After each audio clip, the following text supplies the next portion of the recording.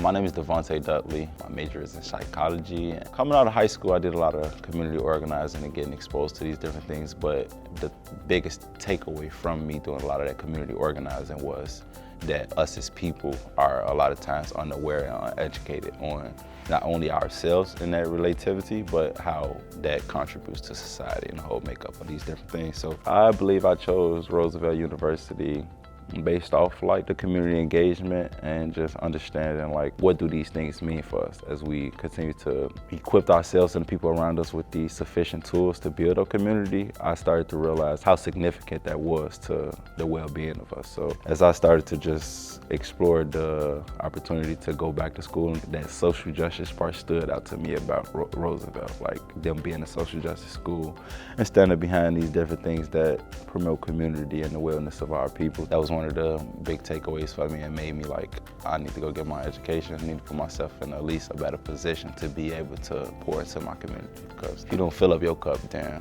how can you pour into anybody else's?